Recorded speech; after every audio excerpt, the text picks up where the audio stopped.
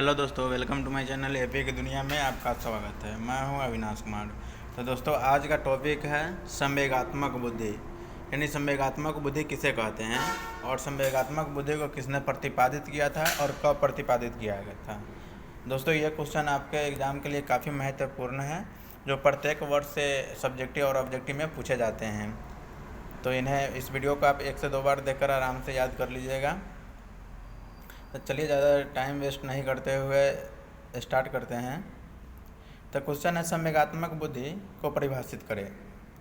तो संवेगात्मक बुद्धि यानी मनोविज्ञान के प्रसिद्ध मनोवैज्ञानिक सलोवी तथा मेयर ने सर्वप्रथम संवेगात्मक बुद्धि को 1990 ईस्वी में प्रतिपादित किया, अर्थात अपने अध्ययन के आधार पे कहा कि संवेगात्मक बुद्धि वह बुद्धि है जो अपने तथा दूसरे की भावनाओं को समझने की योग्यता प्रदान करती है। फिर पैराग्राफ चेंज करके लिखेंगे, इसके ही कुछ वर्षों बाद डेनियल गोलमैन 1995 ईस्वी में अपने मतानुसार संवेगात्मक बुद्धि में 5 प्रकार के तत्व दिए जो निम्न हैं। तो पहला जो तत्व दिए वो हो गए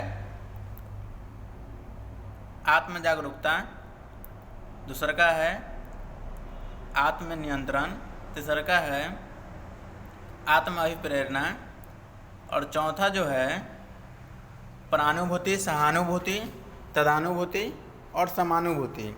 पांचवा जो है वो है सामाजिक कौशल। तो दोस्तों, तो इसका मतलब जो होता है, यानी इन्होंने जो 5 जो तत्व बताए, 5 तत्व का मतलब होता है संवेगात्मक, यानी संवेगात्मक का मतलब यही 5 तत्व होता है। यानी जैसे कि अगर आत्म जागरूकता का मतलब हुआ है कि यानी अपने आप को जैसे जागरूक करके रखना, यानी है ना, किसी से भी कार्य से के प्रति जागरूक रहना। और उसके बाद जो है यानी दूसरा का जो है आत्मनियंत्रण, यानी अपने आप पे नियंत्रण रखने की क्षमता होनी चाहिए। तीसरा का है आत्म प्रेरणा, यानी अपने आप को प्रेरित करना चाहिए किसी भी कार्य के प्रति, तभी आप क्या हो पाएंगे, सक्सेस हो पाएंगे। अगला जो है प्रानुभूति, प्रानुभूति उसे कहते हैं जो अन्य व्यक्तियों के दुख दर्दों को समझता है। और समानुभूति, इन सभी का जैसे कि है ना अर्थ एक ही होता है। दोस्तों, बता दो कि प्रानुभूति, सहानुभूति और तदनुभूति ये सब जो है आपको 2 नंबर में पूछता है, इसलिए आप इन्हें भी अच्छे तरह से देख लीजिएगा। और सामाजिक कौशल जो समाज से जुड़े हुए रहते हैं उसे हम सामाजिक कौशल कहते हैं।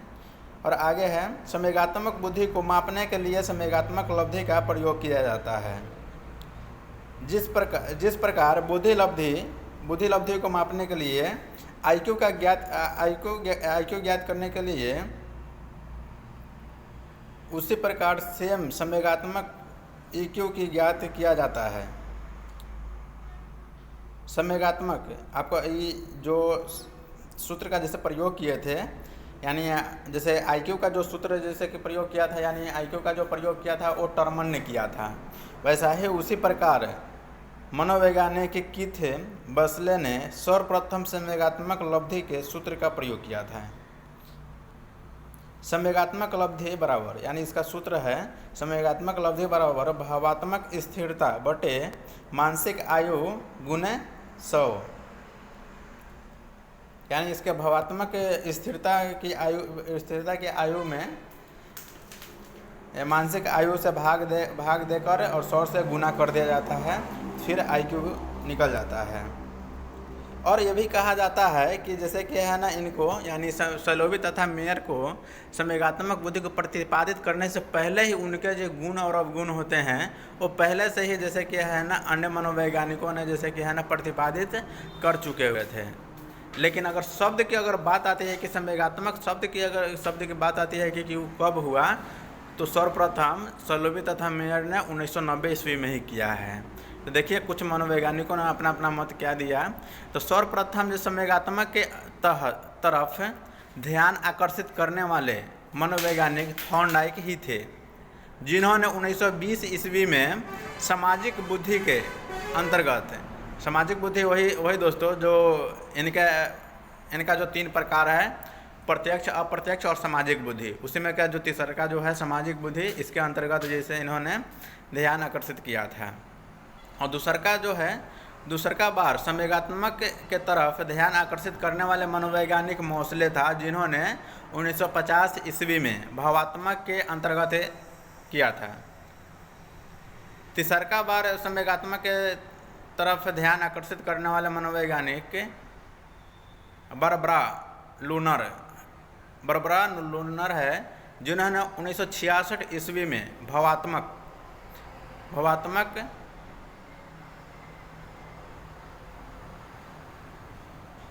बुद्धिमत्ता के अंतर्गत किया। चौथा बार यानी चौथा बार संवेगात्मक के अंतर्गत ध्यान आकर्षित करने वाले मनोवैज्ञानिक हॉवर्ड गार्डनर थे, जिन्होंने 1983 ईस्वी के अंतर्गत व्यक्ति तथा